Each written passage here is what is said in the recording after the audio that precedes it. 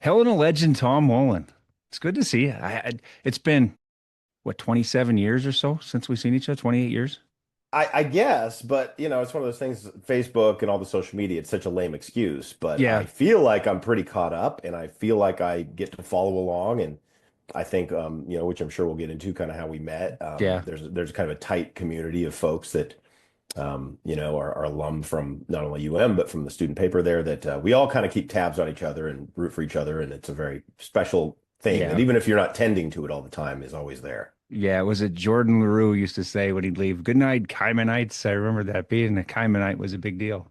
It was, yeah, still Yeah, still is to me. I mean, yeah, those were some great absolutely. years for sure. Yeah, I still follow them on Twitter and read I read their stuff all the time, the Kaiman stuff. Although it's Oh, not, I do too. I do it's too. it's still. I don't know if you've been in the new journalism building.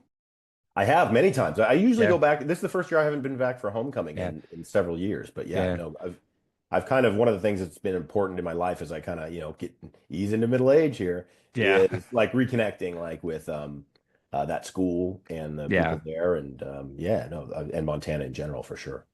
Yeah, that new building is it's so beautiful, and in a lot of ways I'm jealous. Of course they're teaching so much different things that you don't have to go in the dark room anymore at journalism school like we had to for photography class. That's Uh, right. Yeah. Yeah. it They aren't just going to grow a third arm by yeah, the time they're 60. they Yeah, don't know that smell that we knew that would just kill our math skills when we walked in the old J school. absolutely. That Yeah. that What ink. little we had to start with for sure. Yeah, and but it just doesn't have the. I miss that old room, the old Kaiman room. I The think I think in many ways we yeah, hit a sweet spot yeah, in timing. I think societally yeah, and just in terms of I'm sure people are really riveted by all this J school talk, but just yeah, that we were like very, especially looking back yeah, now, yeah. very old school. Oh yeah, Still laying things out, laying the paper out by hand with the glue and the rollers and yeah, all that kind of stuff. Like it seems like you're talking like if you said that to a young person now, you yeah. would feel every bit as old as we actually are. It So was, and we were there right when the stuff was about to change too. yeah, I remember going to editing two class with the great John Ingen, who ended up being the mayor of Missoula. that's He right. said, "Remember all that stuff you learned about counting headlines and all that stuff you learned in editing one?" He goes, "Yeah, just forget all that shit. You don't need it anymore." Yeah, all the point count. That was as close to math as we got. Whatever the But headline like. Yeah, no, it was. I mean, I feel like we've been that way our entire lives. Is just things are the change is just keep. We have to just roll with it, and yeah, it's scary and fun and all those things. But it keeps you young, I think, or yeah. old. Keeps you young, but makes you feel very old. That's We're for just old enough to say, I remember the way it used to be. oh, dude, yeah, big time. Now, were you a Helena High guy? I'd like to think you're a Helena High guy, Now, or were why you would you like to Capital? think that? Because you just don't have that smugness and that entitlement of the average Capital guy. Oh my God, it is completely flipped. Then I will say, because in It- my day. yeah, Little kid, we were the ranch kids and the yeah. valley kids. I lived out in the, I wasn't a ranch kid, but I was a Oh, really? valley kid. And Helena High kids were the doctors' kids, No, no and kidding, huh? oh, they lived up on the hill, up on the, I guess it would be the southeast side of town. Yes, and we were like the scrappers and the fighters and kind of the bums. I think we were definitely the Yeah, Whites. You're a Chicago guy. We were the White Sox, and to us, they were Helena High was the Cubs. Even though yeah, we were probably at that time when things started to flip. I know Helena High's had some good football years, a couple there, but yeah, Capital turned into a juggernaut, and we were. I don't. We obviously didn't have anything to do with that, but we did win the state title my senior year. I had nothing to do with it. I was on the team. I got hurt gracefully, actually, because yeah, I didn't like football. I wasn't good at it, and that was an easy way for me to be on the sideline without having to do anything and just go along for the ride. But yeah, we were, it was like the first time that I felt like Capital, like, oh my gosh, we were picked to finish last that year, and we won a state title, and yeah, like that's when it started to flip. So I'm very surprised to hear that our yeah. reputations have completely. Yeah, well, I think it's probably just because Capital kicks our ass all the time. And we get Yeah, I'm no, so I tired think of seeing Kyle Mihelic and his smug look on the sidelines as he's winning yet another state title for Capital. it could be, but I'd be curious to hear. I have not heard so much about. I think reputationally, Yeah, Capital kids are still just geographically out in the yeah, valley and tend to be. I mean, we had tons of ranch kids, like I said, yeah, up at 5 a.m. doing their thing, and Helena High were the city kids. yeah. And well, yeah, I don't know if you know Kyle Mihelic at all, but he's been the coach for the last few years, and he sounds like I mean he almost coaches with sarcasm. He's so funny. He's got always, snide remarks. I love the guy. He sounds He's a like Capital guy, baby. Come on, that's how yeah, we are. and but he turns out his kids are so good. I mean, Yeah. not just good players, but they're just good guys. I have them on. I have the Shrine Captains on my podcast every year. From the West Side before the game, and almost every year there's two Capital guys because they're just such good, great young men. But I like to Yeah. tease them about being the elitist over there. Yeah, no, I think in his sister, I remember his sister was a friend of my Yeah, sister's. because I think But Kyle's right about our age, maybe a yeah, year or yeah, two older. I think that's about right. Yeah. Now, did you graduate in 93 or were you 92? 94. So you Yeah, were the year behind me, huh? after. Jeez, you're just a Yeah. baby. Oh yeah, thank you. Go on. Yeah. But I turned 50 tomorrow. I So was thinking that's you were a year ahead of me because you were the sports editor of the Kaimin before I even worked at the Kaimin. So I, yeah, I was going to ask, maybe we could I was going to see if you remember the timeline of how that all Mhm. worked, because I think Yeah. maybe I was sports editor, and then I remember I left. I was in the National Guard back then, remember? And I Oh, is that left why for you? like, That's why you were gone for a little bit. yeah, I was gone for a semester, and I Yeah. think then you were sports editor, and then I came back and moved over to news editor, and then Yeah. eventually became editor. But I don't. And then I remember Kevin Van Valkenburg was behind me. He was sports editor, and then so Yeah. there's this little lineage we all have in our brains about how we all fit Yeah. together. That's very important to about 20 of us on the face of the planet. Yeah. So yeah. Well, my first year I wrote, I was just a credit reporter. That's how I signed up for the class for a credit for work for the Kaimin. And Dennis Weibel had to read my stories. And so I wasn't just sports, but they kind of just pulled me over to sports because I was just a sports junkie. And Yeah. Carly was the sports editor that semester Oh, that's right, for a Carly bit. And Nelson. that I was remember. because you were there the year you were there. You got to cover the 95 championship I team. did. Yeah, yeah. Yeah. That was like talk about things that felt like a big deal at the time and are a Yeah. big deal. I mean, I still Yeah. see those guys around. I saw Matt Wells a couple years ago, and I wrote a big feature on him when I was a sophomore. But Yeah. the Kaiman was the first step that I think I took where it was very intimidating. I mean, I read when I got to college, I very much felt like, okay, and I think if I've been good at anything in life, it's like I've recognized that the things that I should do and that I need to do are very Yeah. kind of clear in a weird moment. And when I got to college, I was like, okay, I could go economics or finance or something and have a very safe, easy life. Yeah. And then I started reading our student paper, and there was a guy who had a humor column, and I said, oh man, I can't not do that. I remember I went to the Kaiman to do a test. They want to see if you can write, and they gave me some tennis story. Of course, sports page. The tennis team has a match this weekend. Go ahead and Yeah. write. We need 200 words or whatever it was. Yeah. No kidding. And I sprinted back to my dorm room, and I woke the tennis coach up in his bed. I think I still remember his name, Chris Nord, I think. And Yeah. he was Chris Nord. only too happy to have me caring about the tennis team. And I think I probably spent I had like a 30-minute interview where I'm just my first, Yeah. transcribing, talking, no recording, just keeping Yeah. notes. Ran back, filed it, and then the sports editor looked like like I was a nutball. I had that thing filed in about an hour and a half, and he goes, and he read it, and he's like, "Okay, I guess you're hired." And Yeah. but it was the first time where I was like walked through a door that I very much felt was very intimidating to me at the time, and then became Yeah. very much my home, and I found my people, and I think that's kind of one of the keys of life for sure. Yeah. That was the old trick when they wanted a job and we wanted to hire them. We knew we were going to have to hire them because we had to hire somebody. The only one to apply. But first you got to go write the story on the women's lacrosse team that they've been begging us to write for the last 3 weeks. They You know? never knew how desperate we were for Yeah. fresh meat. Yeah. Because people, I mean, I don't remember too many people quitting actually, because it's once you No. get in, you realize like this is as good of a No. college experience as you could ever have. It was our Yeah. clubhouse. It was like And they being, paid us. and we got paid. Yeah. I Yeah, mean, not well, but it was a check every month. It was cool. yeah. And they didn't take like hardly any taxes out of it, if I Didn't get remember any right. taxes out of it, and we got to. It was the first time a lot of us Yeah. kind of had that. We're speaking to the world, and my words are out there. Yeah. Like that feeling you get. Those, we'd have a column out that day, and you'd see people. Yeah. I'd be behind people in class, and they'd be reading my shit, and I'd be like, "Oh no, oh Yeah. gosh, I hope I didn't misspell anything," or it's Yeah. just like all those things, and then you get over it, and you Yeah. become very comfortable putting your voice into the world as you do, So it's Yeah. it was a true proving ground for a lot of us, I think. Yeah, that's a feeling that you just don't get anymore is get to watch someone read your stuff. because well, most of it's on. I don't know if they actually print a paper anymore at the Kaimin or not, but Yeah, everyone's reading online on your phone. So sure. everyone's on their phone. But then people would be sitting in class reading the paper, and you'd be sitting behind them, and you see that they're reading your story, you're reading your column, and you're just watching their reaction, see if they laugh or not. And if they're laughing, you feel like you're just the king of the world. Even, I had a really funny incident. So I think I was a senior at this point, and I had a big lecture hall class, hundreds of students.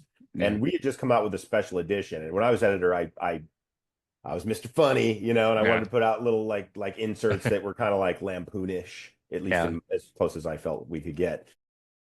And I'd written an article about how to cheat on tests and like different methods that you could Yeah. use. And it was, like I said, deigning to be like the Lampoon or something. And Yeah. it comes out, and I'm in this class, and so the professor just, without a lot of even fanfare, said, "Well, I assume everybody read the article about cheating today," and everybody laughed, 100% of the class. And I'm like, "Wait, I thought like one or maybe two people would like read this thing. The Yeah. whole class is reading this shit, and like, uh, and then they don't even like look at you or talk to you or anything." I was like, "Oh man." You get very used to like not to bleeding a lot for this thing, having to Yeah. create it first as we do, and not getting as much back as people might think. And I wonder if like comedians or, well, I do, I hear that from them, Yeah. or an actor who does a movie. It's just down the river and there it goes, and it's Yeah. just Well, something you did. yeah. What I remember about you is you'd be coming in, you had a column to do that night, and you're like, I have no idea what I'm going to write about. Hmm. And that was terrifying me because I would be working on my sports column that I can't remember if it ran on Wednesdays or what day it did, but I'd be working on it all weekend. I'd be back when I had a spiral notebook, I'd write it out before I could go type because we didn't have computers in our room. Well, most of us didn't have computers in our rooms back in those days. And I was like, man, I can't believe you're going to write a column and you had no idea what it is. And then you'd go into the computer lounge down the hallway and you give yourself like the 20-minute timed column. And then you come back and then we'd be busting out laughing at how great it was. That was a total crutch, by the way, because I wanted to be like you and handle like the like there were times when a couple days in advance I had it sketched out. And I was like, Yeah.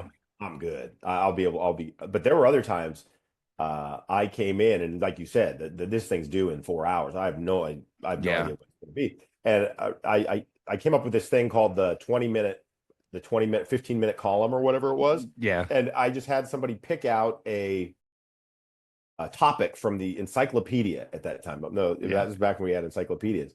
And like I remember one of them was Baffin Bay in Canada. And I could read, and we had rules. Like I could read it once, but I couldn't just like, transcribe things, and it had to Yeah. be funny about Baffin Bay. And the column inevitably would have nothing to do with Baffin Bay. Yeah. It was like, but I learned that's the key to writing. It's like Yeah. whatever the hook you're selling is, sell it. And then, you can pretty much, it's like you see this TV shows do this a lot too. Oh, the premise is this couple, she's from the south side and he's from the north side. And by episode 3, there's no mention of that whatsoever. It's Yeah. just a domestic family comedy. And so that was the first time I learned the magic trick of, oh, it's all bullshit. We can Yeah. just kind of do what we want. And if it's funny, or if people like what you did, they aren't even going to remember what you promised them up top. So Yeah. yeah, the big lessons being learned back then. Yeah. And I thought when I first, of course, I read your stories in the Kaimin before I knew you. You were. Did you do the initial? Were you Thomas J. Mullen or something like that? In the I think I was Thomas Mullen. Is that what it was? Thomas, Yeah, maybe yeah, Thomas instead of Mullen. Tom. It looked cooler. And you're Yeah. young. Your brain isn't fully Yeah. baked, man. We were Yeah. we were literally in charge of like the campus's opinions, at least that's what we thought in our Yeah. heads. And Yeah. like I think we all had soft spots in the back. It's Yeah. just like it's just insane the level of freedom that you had at that age, and like our stuff would impact like full grown adults. Like I remember I Yeah. like wrote this article making fun of like the provost of the university, and like he was really hurt by it, and I was Yeah. like, holy shit. I mean, I didn't, I stand by what I said. I think it's a lame thing that we're Yeah. doing, but you forget that. And I was just a dumbass, Yeah. and so yeah, I thought Thomas sounded cooler than Tom. Now I'm just Tom. Yeah. Just Tom. Yeah, I've But stopped I putting on such airs that I yeah. did at the code. Yeah, but I thought for sure you would go after the sports writing route just by reading because I read every story on the football team because Yeah. 995 was that was 94 was almost our great year, but then 95, was just the magical year that was. So I read all the stuff that you did. And then when I started working with you, I'm like, nah, he's not going to sports. He's going to some kind of entertainment side. He's going to go write for movies or do something, Yeah. to Yeah. entertain the world. Well, that's interesting that you would have that because I tried to hide that from everybody. I wouldn't want to. You can't tell people in Montana, like at least I thought Yeah. back now. Maybe you can. You can't tell people you want to go write for a show or something. I remember the Yeah. first person I told that I ever wanted, besides maybe my mom or Mhm. something. The first person I told that I wanted to write comedy. You remember like the Associated Press in Helena offered one job a year to. It was like a vacation relief job to a Yeah. J school graduate, and they offered it to me, and it was kind of like an honor. Like back then, I got it just because I was the editor of the Kaimin. Yeah. I went in to talk to Dennis Sweibold, my our I don't know if your The advisor, great, but definitely yeah, very the the great Dennis great Weibold. Dennis Yeah. Sweibold. Yes, very influential, wonderful man. And he said, so you're taking the AP job, right? And when you're older, you realize like, man, their job is to fill the funnel at the AP. Like this is Yeah. they need us to go do these things. This is a huge opportunity, not just for me, but for the AP needs me to, sit in that seat. Yeah. And so Dennis had a very kind of like, hey, you're taking the gig, right? I said, well, I really want to write comedy. And I remember his exact words. He kind of leaned back in his chair and he said, Tom, they're piling up like firewood out there. Uh, go work at the AP. You will learn Yeah. how to write. And then you can go do whatever you want. Damned if that's not exactly what I did. I took that Yeah. job and it was the best advice I ever got. He like I see Dennis every time I go back. I love that man. Um, he, I think one time he tried to issue some kind of apology to me about like he didn't think I could actually pull it off. And I said, dude, the only reason I pulled it off is Yeah. because you pushed me to do the right thing at that time, because it's all just this, it's all the Yeah. same. It's just like walking into the Kaimin and saying yes. And I say this a lot too. When you're Yeah. most scared to say yes is when you most need to say yes. And I went to the AP, and to your point about sports writing, I was a sports writer in college because I was terrified of hard news. I didn't want to go bother people. Yeah. I didn't want to go, hey, so Yeah. I see enrollment's down, and talk to somebody whose job, she could be fired if I make her sound real bad or something. Yeah. I wasn't just not who I am.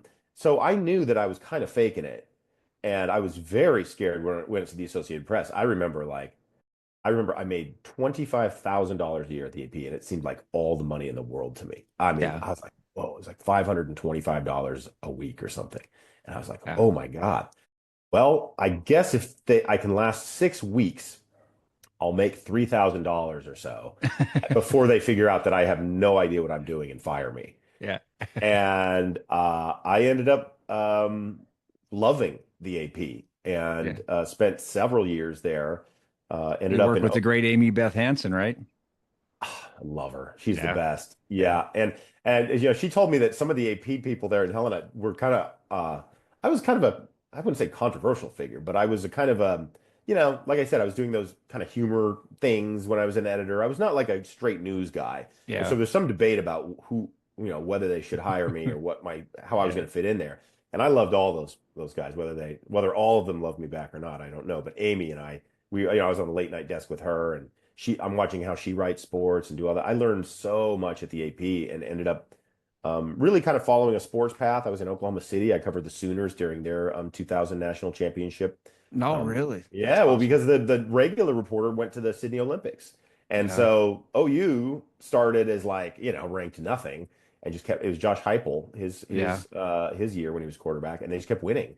And all of a sudden, like it was a perfect introduction because at the beginning of the season when they're unranked, the AP standards are like, have your first story on the wire within an hour, and then, after 2 hours, have your write through, which has all the quotes. So Yeah. if you look at any AP story, it's like so and so threw 4 touchdowns and for 400 yards and the OU, Oklahoma beat Texas. Yeah. It's just a very basic lead. So you had to have that on the wire like in an hour or something, hour and a half. Well, as your team starts to get ranked higher and higher, the standards start to squeeze on you. And I remember like they were all of a sudden 25th, and now they're in the top 25. I'm like, oh Yeah. shit. All of a sudden AP's like, look, now we need your story 45 minutes after the game, and your write through needs to be longer and it needs to come in quicker. I'm like, okay. So I kind of got to And then eventually they're number one. And Yeah. and that whole week I'm on the phone with the national sports editor planning, our preview pieces. Before the Texas game, I'm Wow. coordinating with the Texas Bureau about how to cover Heupel against Major Applewhite at the time and just all that stuff. But because it kind of happened incrementally, I felt very comfortable in my chair in doing all of it. And it was the first time I realized, like, oh, we're all humans. This is hard for everybody, and you just have to keep getting reps. And all of a sudden, the thing that seemed really impossible to you, after a few months or a few, you do it enough, it becomes your new normal. And so I developed a reputation for sports writing there to the point that they had hired me to take over the one person bureau in Lubbock, Texas, to cover all of. Bobby Knight had just been hired as the Texas Tech Oh basketball man. coach, and so you're a one-person bureau in Texas, in Lubbock. You cover all sports at Texas Tech, and you cover all news in West Texas. Huge opportunity, and basically they were like, when you're at the AP, there's very much a cult mentality to it all because you're making no money, and you work the work is very stressful because it was, a wire service. It was kind of like you had to have your stories. It wasn't like a newspaper where you got all day to write your stuff. Everyone's deadline is right now. Yeah. It's right Yeah. now. I remember Yeah. a tornado touched down in eastern Montana, one of my first weeks in the bureau in Helena. And they said, "All right, Mullen, this is your story. We need it on the wire in an hour." And it was like 10:30 in the morning. They need it by 11:30. And I'm like, "What do I do?" And they said, "See those phone books over there? I think it touched down in like Weibo or Yeah. something, or Plentywood or something."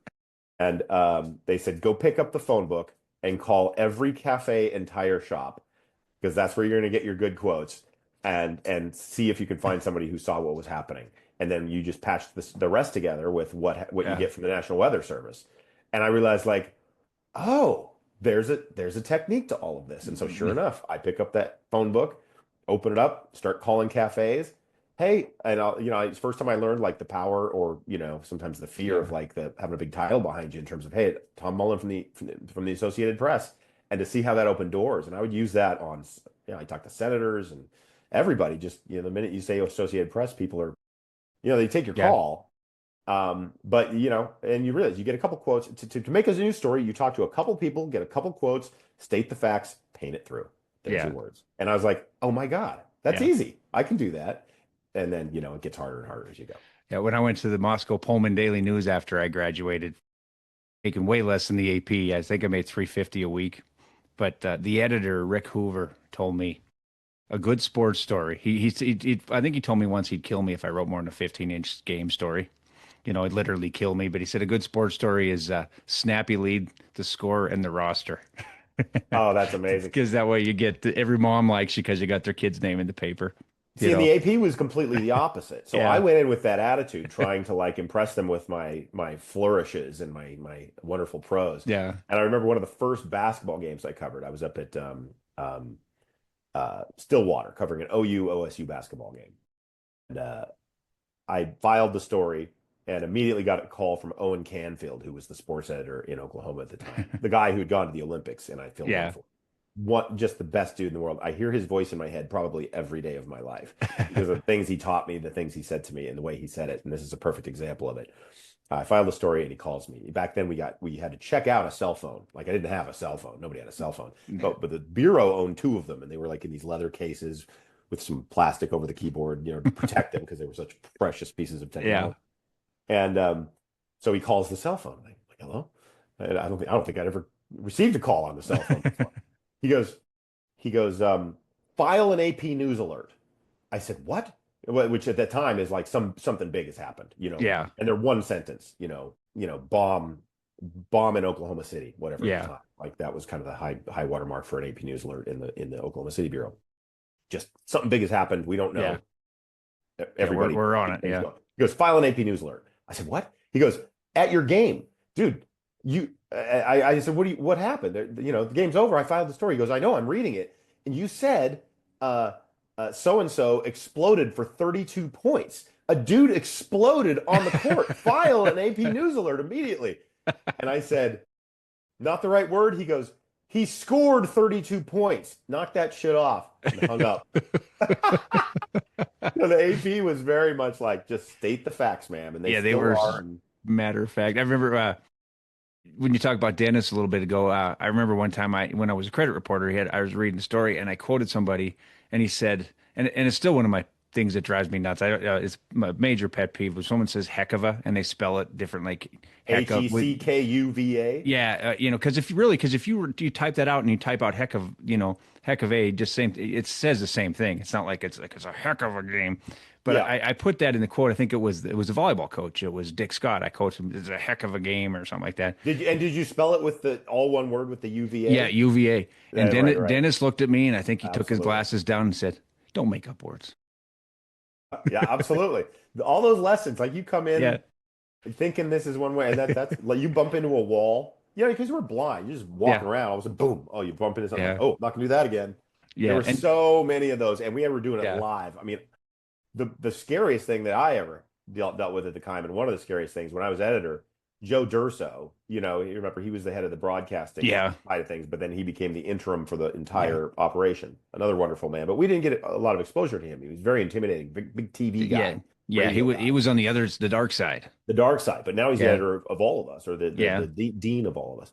And we would, the paper would be out. I was up till 3 in the morning, the morning before with the designer, getting it all put to bed. And now it's out, and I'm, barely slept, and I'm in my pajamas. It's 10:30 in the morning, and we're getting ready for that day's paper. I mean, four yeah. papers a week. Shit, I worked harder at the Kaimin than I work now. Me too.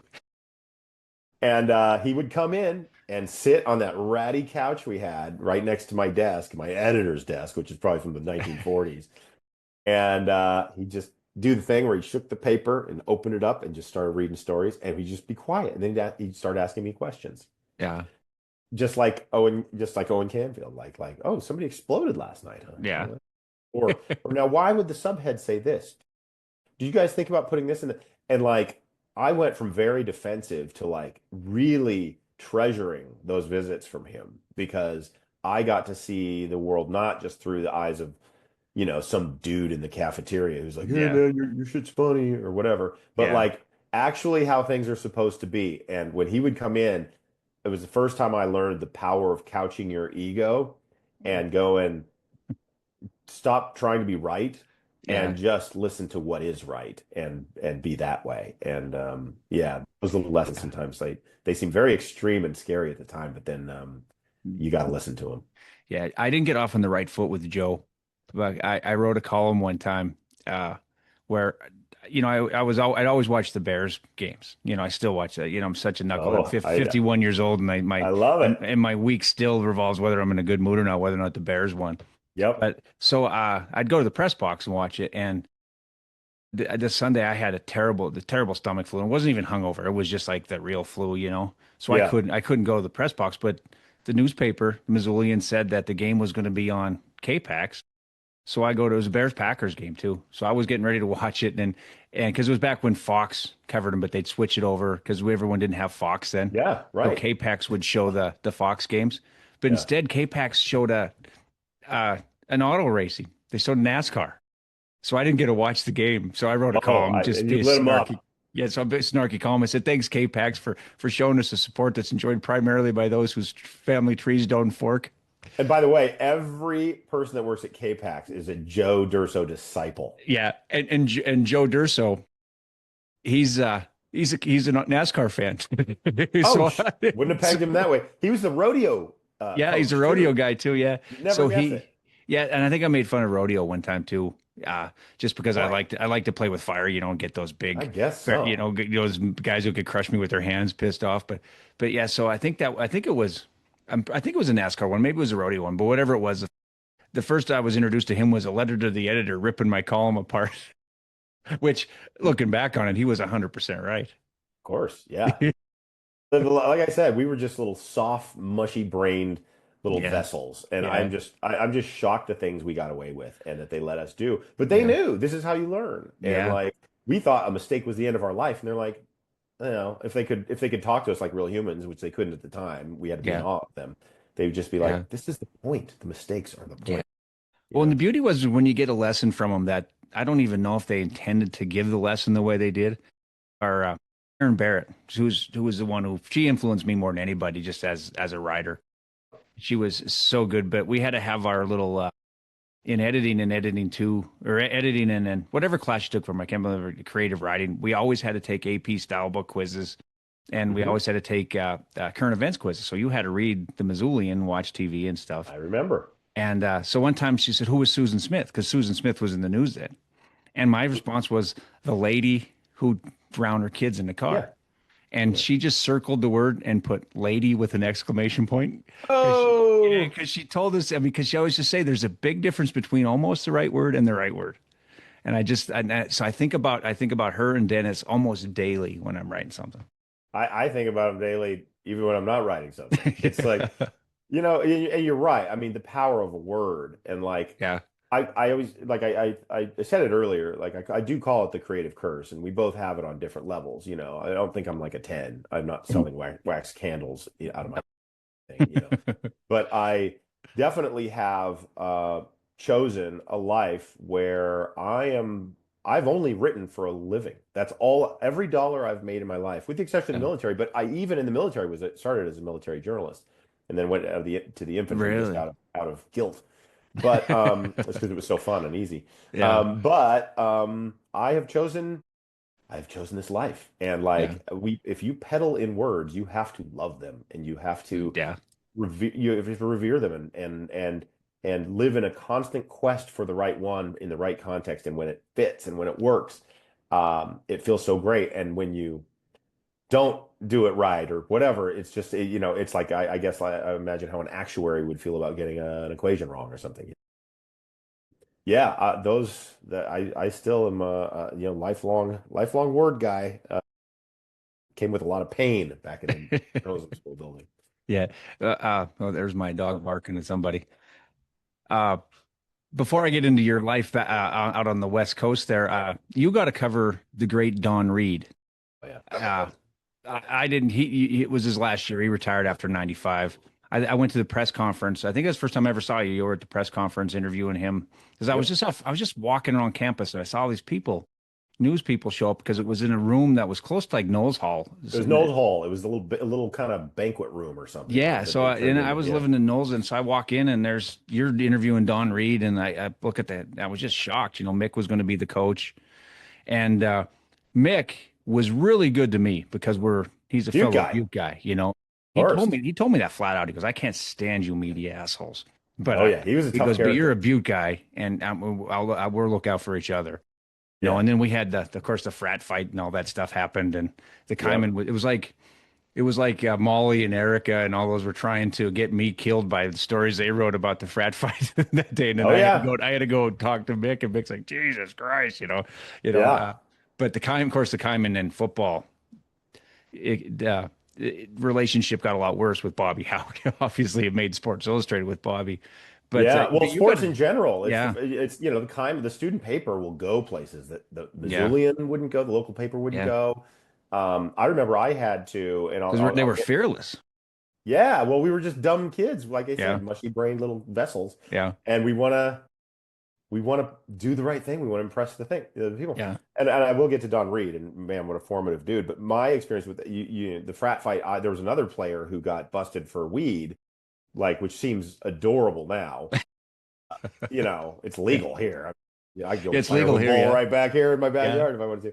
But It's even legal in Montana. yeah, exactly. And Yeah. so Carol Van Valkenburg, another scion of Montana journalism, came Yeah. in and told me the name of the player, and said, you need to go find this out officially, and we need to cover this. We need to report this. And I was like, of course we do. Yes. Yeah. But meanwhile, the Missoulian wouldn't. They were just, Yeah. they don't want to get on crossways with that. And so I mean, like you, I was friends with a lot of football players. It was easy Yeah. for me to be like, hey, man, what's up with this? And they'd be like, yeah, not good. And I was like, well, I'm going to run with it. And they're like, really? Do you have to? And I was like, yeah, I kind of do. But, look, it happened. Oh, I won't use your name if you don't want me to. No, no, no, don't use my name, all that kind of thing. So, and I remember it was quite a shit show. I mean, we published the name of the player. His dad is a legendary Montana high school football coach who threatened to sue me, threatened to sue the paper. Ended up, this player is a tough guy. Yeah. And we were friends. We ran in many of the same circles, and I ended up seeing it all kind of died down, but they wanted me to like go write follow-up stories and all this kind of thing. I'm like, man, this guy's going through the worst time of his life. Yeah. What do you know, what do I want him to like have one of those stories where he's sorry for smoking weed like back in the day? I'm like, I mean, I'm on the train and now I'm off the train. I'm not going to do that. And if you Yeah. want to go, if you want the hard news people to go after it, cool. Yeah. But like I said, that's why I'm not a reporter. That's why I just don't want to, this guy's not, we punished him enough. He's suspended from the team. Why do we have to Yeah. do this? We reported, we did our duty. They know who it is. Let the guy live. That was my attitude. If that Yeah. makes me a huge pussy, I'm sorry. That's where I No. kind of stood on it. But I ended up seeing that dude at a wedding about a year and a half later. We were in a boat race, the beer, drinking beer, all this right across from me. And this dude would fight people. I mean, he was a tough Yeah. guy. Uh, he gave me a big hug and we didn't really talk about it, just no big deal. But yeah, no, those were intense emotional experiences to have when you were in college. Yeah. Yeah. And I hated writing those stories too. Like when I covered tech for between the Standard and Butte Sports, I covered tech for 20 years or so. And there's a linebacker on St. Patty's Day, and I read the story in the paper, and the guys at the Standard then didn't recognize the name, they didn't cross it, but I read it was in the paper. He just as a kid who got a ticket, he got in a fight with somebody, he kicked a guy in the head, and then he turned around to run from the cops coming one way, and he immediately ran right into a wall of cops coming the other way, and Yeah. he got arrested. He got immediately. Chuck Morrell kicked him off the team, and then the next year the players asked if he could walk onto the team. He lost his scholarship, but I never wrote about it because I figured the kid had gone through enough, and we weren't talking about the NFL or any of that stuff. So I always used to struggle with stories like that, because back in the if I worked at the newspaper back then, when we had competent enough people would have realized they would have made me write that story. That You know, 100%. yeah, Yep. but when I was at Butte Sports, I just like, oh, I didn't see that in the when I read the But paper. I also that was an era where we had gatekeepers. Yeah, And if you decided not to write the story didn't get written. yeah, Now I remember when I was at the AP, one of my last weeks at the AP when I decided to leave. I'd been hired for the love of job and I turned it down, and I'll probably get to that story. But we were covering the Timothy McVeigh execution was happening in Indiana, and our job in the Oklahoma City bureau was the victims' families' responses, and they did like a closed circuit viewing for them. And by this point, I'd written so many stories that you become very intimately familiar with the yeah, different folks. You have their number, you're always talking to them. Um, uh, and all those things. And I remember I was at the desk getting ready to go home, and PETA had sent along a press release. You're getting press releases all day, going yeah, through the fax machine, and one was from PETA, and it's just like very, without even being political about it, it was just very self-serving in terms of, hey, we're asking that Timothy McVeigh not be served chicken or beef or any living animal in his last week on Earth, because he shouldn't be allowed to take another life before he leaves. Blah, blah, blah, blah, blah. And I ignore it. I'm like, I'm not yeah, gonna write about that. And then they call, and the guy from PETA is like, "Hey, I wonder if you got a press release." And I said, "Yep, I got it." He said, "Are you going to write about it?" I said, "No, I'm not." And he said, "Can I ask why?" And I said, "Well, I just think there's kind of a weird equivalence you're making between a chicken that's already been killed, that's just dead flesh, and someone who lost their family in the bombing. yeah, So I'm not gonna do that." And so not only did I pass, but I left a note for the night staff. Hey, because we were, at that point that week, I think we were a 24-hour bureau just with everything going on. I punted on this press release from PETA. My take is this, blah, blah, blah, blah. We shouldn't do it. I go home that night, and every uh, news station in Oklahoma City was running with it. And it's like, oh my God. Like PETA's getting exactly what they wanted, like all yeah, this kind of thing. And then I come back the next day and we picked it up from one of the news stations. And I'm like, that's what you get. yeah. That's what you get. There's no, Oh and that was man, like, man, there are no gatekeepers. Like everybody wants that salacious thing. Everybody has a hole to fill. If you've been in it long enough, that starts to become a bigger compulsion than being judicious about what you're writing or whatever. So yeah. that was a huge thing for me in terms of I'm glad I was getting out of journalism, to be honest with you, at the time. So And before back to Don Reed before yeah, we move is yes, you told me that when would interview Don Reed every week before a preview story, Mhm. he would take his phone off the hook. I told you that. Yeah, he Yeah, did. and he would sit there and just give you his undivided attention. Bill, it was and unbelievable. it's so some of my favorite coaches that you'd never get that from. Even Bob Green, you wouldn't get the undivided attention. The phone would ring, and people would walk in, and he was, the best guy ever to cover. But Don Reed was just such a prince of a guy. He was just so nice, and he remembered you. If he saw you once 5 years ago, he remembered you. That's what Brian Toon told me. He wouldn't remember your name because he remembered Matt Wells and Dave Dickinson. The rest of them, they were by their numbers. But he was such a nice guy. I would have killed to been able to cover that team. I was just a little behind my time. You know, as you, like I said, traipse into middle age, Yeah, the things that stick with you are very, very surprising. yeah, And those sessions with Don Reed when I was a sophomore, I want to say, or a junior, maybe a junior. Um, and I would go in for my weekly preview story. And, if you get any time, if you can steal him for like a couple quotes at practice, that's one thing. But I was getting, and I don't yeah, think even the Missoulian got this. yeah, I would go into his office. I remember the sun coming in the windows, those like cold winter days, but it's like the warm sun coming through, yeah, those great Missoula days. And I would lay my recorder down and he would take his phone off the hook and we would talk Bill for 45 minutes. yeah, Every question I had, everything. And it was never like about like it wasn't bullshitty. It wasn't like, oh, how are the kids? How are the it was yeah, business, but he yeah, was so sweet. And whenever I was done is when we were done. Not when he was done, when I was done. yeah, And I'd say, well, I think I got everything I need. Great to see you. Are you coming to the game? Are you coming to the yeah, game? Yeah, yeah, I'll be there. Oh man, it's going to be a doozy, this kind of yeah. thing. And the high watermark of that was he let me. I had, and this was for a class. I had I had to do some big photo feature, which you have to take those photo classes when Yeah. you're a journalism major. They're just so stressful because you're like, oh my God, Oh, terribly.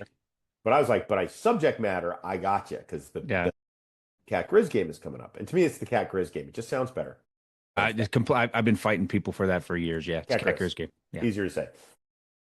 And so I pitched, and I was like, oh, I'm gonna have the best photo essay anywhere. My photos are gonna suck, but the topic's gonna be amazing. I said, hey, I had one of those sessions with Don. I said, hey, I've got a thing I want to do. I want to pitch you. Would it be cool if I came along with the team and kind of like, I want to see what happens this whole weekend. I can go over with the team, do all the walkthroughs the day before, hang out with them in their hotel the night before, go to the breakfast in the morning, and just be there shooting photos and doing all this thing. And it's going to Wow. be kind of a bigger piece later in the Kaimin, but it's also for a class that I'm doing, but it's going to be really cool. He said, absolutely. I'll talk to everybody, you're with us. And I knew a bunch of guys on the team. And Wow. so they're like, wow, this is super cool. You get to do this. And at this point, I kind of, people read my stuff about humor columns and stuff. So that they didn't mind me being around, it seemed. But I remember I went to, oh my God, I went to an offensive session, like they're in the hotel and they take over a conference room and Brent Peace, Oh, the offensive coordinator, intimidating guy. yeah. Uh, Yeah. He was one of the hardest guys I've ever had to deal with. Yeah. bro. Oh my God. So I have a camera. And by the way, I didn't have a camera. I borrowed a film camera from like my roommate. Almost Yeah. none of the pictures came out. We had to run actual photos from the Kaimin photographers that were at the game for like half of the thing. But I was in the offensive session and he looks at me. I'm sitting on the floor with this camera and Brent Peace looks at me and goes, who the fuck are you? And I go, I cleared this with Don Reed, and like one of the receivers, like Joe Douglas or something, he was in my intro to drama class.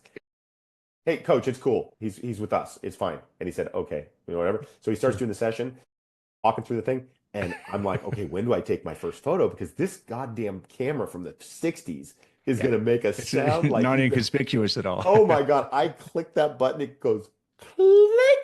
I mean, the loudest. It sounded like a guillotine dropped in the room. He stops and looks at me for a good 3 seconds and then just Dude. kept going. And then from there, okay, and you know the trick. Now all of a sudden, okay, now I'll get a little closer. And now I'll move over here. And Yeah. now I'll move back here. And now, oh, I'm gonna go over it. And now he's cool.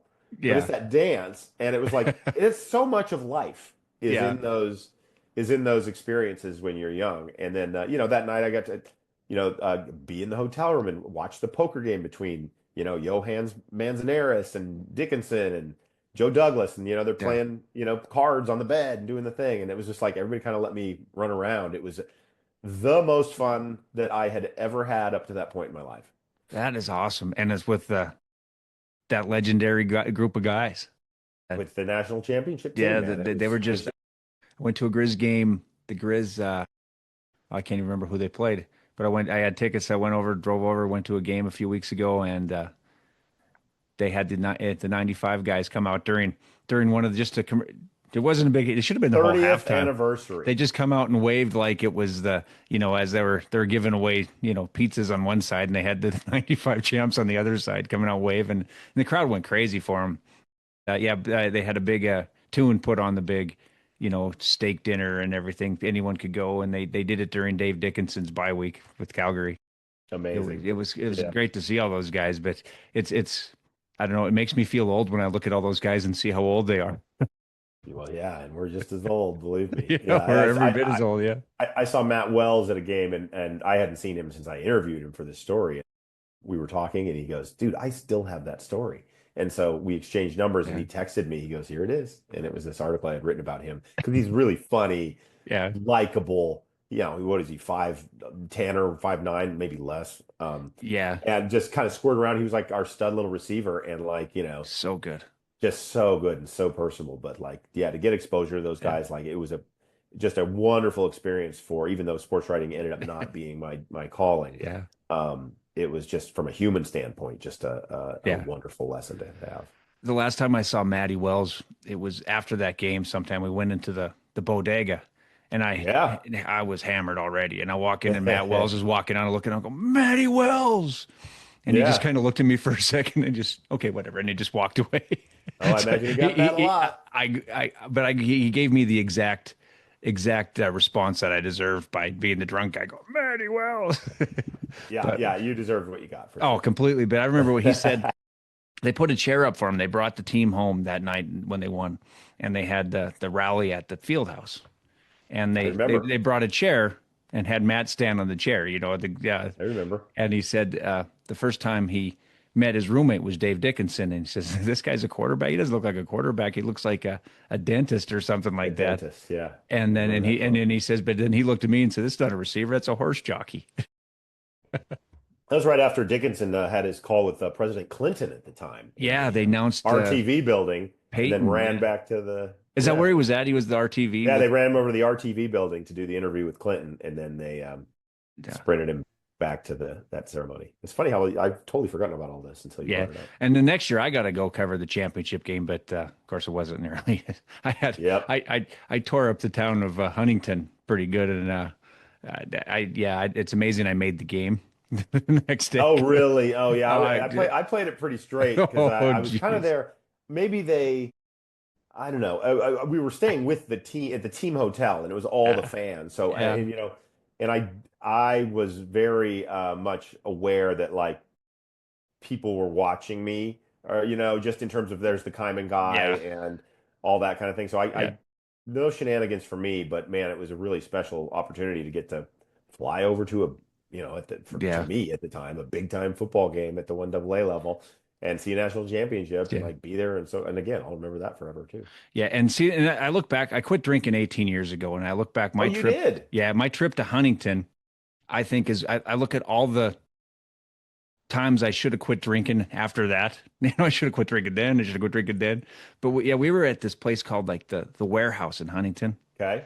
and there's this girl there that liked me, and it was a student at Marshall, Uh-huh. and I Man, had you were quick, my friend. yeah. So I'm just there, and I was too drunk by the time it was useless anyway. But she had one of her friends was holding my coat while I'm sitting there drinking at the bar, and I got a Mhm. "We Believe Go Grizz" button on my shirt that someone put it's a button or a sticker. Sure. And Matt Oshner, you remember the great Matt Of course. Oshner, the puker, as my roommate from Boston called him. Yeah, he says, "Come on, we're leaving." I go, "What time is it?" And he goes, "It's 12:30." And I look at the bartender and I go, "What time did you guys close?" It's 3:30, which I always thought was a great thing at the time, but it's always awful. I look at Matt, and I go, "I'll see you at 3:30." And they left me there. And I'm there. I remember the DJ was playing and the whole crowd was chanting "Jizz on the Grizz." And I, in my infinite Wow. wisdom, start to think it's a great idea to say, "Yeah, fuck Marshall, go Grizz." And I had these two big guys come up to me, and I thought, "Holy shit!" It just I'm dead. I'm going to be duct taped to a sign somewhere, or someone's going to kill me. Yeah. And the guy goes, "Man, you got some balls coming in here being like that. Not too smart, but you got some balls coming in here Oh, like you're that." so likable. You can get away Yeah. with it. And the only fight I almost got in that night, though, ended up with the guy from Hamilton. Oh, yeah. Well, leave it to a couple Montanans on the Yeah. prowl Yeah. to just make that a thing. I That should was have the quit Randy drinking. Moss, the Randy Moss The match. Randy Moss game. Yeah. God, he And just leaped over us all that whole afternoon, I remember. yeah, watching that game from the press box, they could have thrown to him every play. I think the quarterback only threw the other guys just to show, hey, I got other teammates here. But Moss was going to score a touchdown every time they threw to him. It Yeah, was just so unfair at the it time. was. I remember. I think we got, I feel really fortunate that the 95 team, the timing all just worked out. We had our Yeah. best team ever. If that was Randy Moss's year, who knows what would have happened. Yeah. But, that is the to me will always be the high water mark of Grizzly football, and to have Yeah. gotten to have the seat that I did the whole season is something I have, Yeah. and like I said, it stayed with me this whole time. Yeah. And Super Dave, I think he got sacked 10 times in that championship game, and he still calmly let him down to the game winning field goal. Some people just are special, and Yeah. you can't put your finger on it, but they're going to do whatever they want to do in Yeah. life, and he's one of them for sure. Yeah. And I'm always excited when I see him doing. I mean, I'm not surprised. It's like whatever he wants to do, Yeah. coaching or it's amazing. Yeah, and I think of the clown car of quarterbacks the Bears rolled out over the years that they never gave Dave Dickinson a shot. Dude, I know. He should have been. Nobody gave him a shot because he was 5'11". Yep, yep. If he was Well, 6'4", he would have been a Hall of Famer in the NFL, but no one gave him a shot. yeah, yeah. Well, hopefully you're feeling okay this year. That Monday night game was a Yeah. big moment I got to be happy for this your week, but it boys. depends on how the Sunday game goes, whether or not I'm happy next week, though. Yeah, yeah. I know how that goes. Believe me. But so now I'm looking out my window and there's snow. We got Yeah. 6 inches of snow, which of course you're all familiar with. You grew up in Helena, Yep. but now you're out in somewhere where if there was 6 inches of snow, the end of the world would be coming because you're like right in Los Angeles. Yeah, I'm in the Hollywood Hills. Yeah. So if I go to the top of my hill here and look, I'm askance of the sign, so I can kind of see the H a little Oh, bit. really? It's kind of where. So yeah, I'm right in the kind of the heart of that Wow. thing. Universal Studios is right down the hill. Like when I go on a walk with my dog, when I go to the top of the hill, I can look down and see the Psycho House and like all those Yeah. kind of things. Like people hate LA. I love LA. It's just so Yeah. fun. Every corner has. I didn't realize the Psycho House was right in Hollywood. Yeah, it's on Universal Studios. It's Yeah. down on the other side of the hill, but if you go to the top of the hill, you can look over it and see Yeah. it. Okay.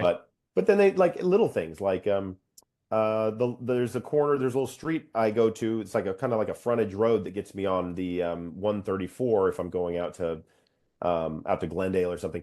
But my point is there's a point on that road which is where in Pulp Fiction they accidentally blow that dude's head off in the back seat. They And shot I Marvin in the go face. yeah, and I go over that Yeah. street at that exact spot almost twice, 3 times a week. But I could say that almost any corner around me, and it's just so Yeah. fun. Like if you were born to be like if creative people are kind of your thing, and you really love movies and all that, like it's like living in Wonderland here. Even now, I've been here for 25 years, and I still get a Jones off it. Every Yeah. time I drive by a studio or do a thing, or it's you're surrounded by the thing that's happening, which is Yeah. a wonderful feeling to have. That must have been a big jump though for you to move as an AP guy. You're covering sports, you're right, covering news, and then you jump out. What got you out there? Was there a certain job, or did you just kind of get on the bus and get off like the actresses who want to go be in the movies? Like the Welcome to the Jungle video with Yeah. Axl Rose with a piece of hay in his teeth. Yeah. No, like most things in life, I do need to be spurred into things. Yeah. I do as much as I can sit here and say, oh, you just got to say yes to life. It's scary, and I just been offered, like I said, this job in Lubbock from the AP, and boy, they put the heat on you. Like I said, it's like Yeah. a cult, and they'll do the thing where it's like, all right, son. You do 2 years here in Lubbock, and we'll get you on the New York sports desk. And then 2 years there, you can be covering any NFL team you want, blah, blah. And by any NFL team I want, it means whichever team loses their beat reporter. Yeah. But then, but then I can look on the chart and say, I can see what I'm going to be making in 3 years, see what I'm making in 5 years, like being in the Army, Yeah. And so there was that, but also like, man, it was quite a grind. Yeah. I remember back, I didn't know what they were at the time, but I had anxiety attacks when I was going into work sometimes. Like if it was tornado season and I knew for the next 8 hours, my life is going to be to sit and man, because I was, depending on what my role was that day, sometimes you're manning the entire state desk. I mean, I was 23 years old Yeah. and you're keeping track of like, oh my God, we got a touchdown in Owasso, or we got a touchdown, we got people dead. And New York, you'd have days where I had a New York editor in one ear, and the reporter that we had out in the field on the other, and I'm writing the story in live time, and the New York guy's listening along, and so he can write his story. And it was that for 8 hours. And it Yeah. was just like, now that's not every day. And there are some bureaus where it's that every day. And I knew Yeah. that was not what I was born for. That's not what I meant to do. I was like I was like like eating, it was like eating a veal with a spoon. You could do it. Yeah. I could, if you push hard enough, you could do it. But I'm like, there's tools that are better meant for this work than me. Yeah. And what I really still wanted to do, and at the time I remember like, I knew that this was a huge decision point in my life. And my brother had moved to Los Angeles. To be fully candid, most of my family, I was born in Orange County, California. And we were like Yeah. the first transplants to Montana back in Oh, yes. seven. So we We can moved to blame you, Helena huh? in 78. Yeah. Yeah. My dad was a loyal Those Marymount damn grad. Californians, huh? We were the first ones, so Yeah. you can thank us. We moved to Helena into this tiny little duplex. My dad started, the business, and um, uh, so all my family's here, or at least half of my family's here. So it always felt we were always going to Ram games and Dodger games growing up. We'd come Yeah. down for like a week, and I had all these older cousins that were super cool and doing cool things, and so I felt very comfortable in my skin that way. But my brother was moving out, lived out here because, yeah, he got an in with our at the time, our family company, kind of in-laws kind of family company, and he was doing computer stuff. But he was like, man, we we'd always talk about writing screenplays together. And he said, if you don't, he goes, just, and I was telling him about this Lubbock offer, and he said, dude, just come out this weekend. I've fallen in with this really fun group of people, and there's a party this weekend, and you will not go back. And I said, okay, I'll come out. Mm. So flew out, and I went to one of those kind of like, remember that movie Swingers, where the house Oh, yeah. party. Yeah. It was one of those, and Yeah. it's just wall to wall in the hills with creative people making lights in their eyes, Mm. making their dreams come true, or trying to. Yeah. And it was everybody was in entertainment. And my brother and I were the only ones who were not. And I was like, oh my God, again, it was that feeling I had at the Kaimin. I go, I can't not do this. I have to do this. Yeah. And so I went back to the bureau and I turned down the job. And I moved out to LA, packed up the U-Haul. I have a picture of myself with my Grizz visor and my U-Haul and my 92 Blazer, Yeah. and drove the 2 days out to LA, got into this apartment I shared with my brother. And I did take a job. I was I got a comms job, like a PR comms job. It was a good job. It was Yeah. ended up being the head of comms for this investment bank in LA. But at nights and weekends, my brother and I started writing this screenplay about high school in Montana. It was called Deers and Beers. Kind of like at the time, teen comedies were a very Yeah. popular genre. And wrote it and finished it. Didn't tell anybody, because we learned even at that point that like there were a lot of people in this town that said they were doing something, and then it never seemed to happen. And I was like, I Yeah. don't want to be that guy. So we just did it quietly, and we finished the Yeah. script. And a friend of ours was a TV director at the time and did some small stuff, kind of like late night HBO stuff. And he was showing a film at the American Film Market, or something like that. AFM is what it's called, in Santa Monica, where they're taking all these independent films, they're trying to sell them to distributors. And we went to a screening of his, and when we finished, we said, we were just talking with him, and I said, by the way, we wrote a script. And he said, he got that look that you get on your face Yeah. when people tell you that, and you're actually a worker, you're in Yeah. the industry, and it's kind of like, oh, good. And he's like, fuck, let's read this thing. And so he said, well, where is it? And I go, It's in the car. Back then you printed the thing out, you Yeah. you put the brass tacks in it, and things. So I ran out to my car. He said, "Well, I'll definitely read it." And I remember I brought it to him, and he leafed through it just to see if it was even formatted correctly. And he said, "Okay, looks like a script, feels like a script. I'll check it out." And then like I was back at my job, like later that week, and he emailed me and he said, "Hey, read the script. Sorry, but it's a pass for me. It's just not very good." And he goes, "Just kidding. It's hilarious. We need to talk." Yeah. And so I took my first lunch, to take a lunch, take it Yeah. in the end with this buddy of mine. And all of a sudden, now he's no longer a buddy. Now he's a, a professional ally, Yeah. and this is now a contact. And so it was really interesting to me how things turned all of a sudden. Because now, first of all, the first thing that was amazing is hearing somebody else say your character names out loud. And like this shit you just made up is now real in the world. And he's talking about it like something that we could make something happen with it. And that was the same feeling I got when I was writing humor columns of the Kaimin. Like, oh, this thing Yeah. I just thought up last night now is a thing that is talked about in my lecture hall or That's whatever. awesome. Same deal, exact same deal. And what we did, and this is just so stupid. It's just so stupid the things you do when you're young, because I was 24 now at the time or whatever. And we put on a reading of this script. We did some changes to it and all that. And we had, he had a bunch of contacts that were actors and all this kind of stuff. And so we got together this crew and we did a reading at his house just to practice. And everybody really loved this script. And so he decided okay, let's rent out a theater and let's invite every junior exec, every young agent, every young manager in town to this thing and just see what happens. And so we rented this theater. I remember we bought beer, we bought food, all this kind of thing for the lobby. It was the Lee Strasberg Theater on Santa Monica. Yeah.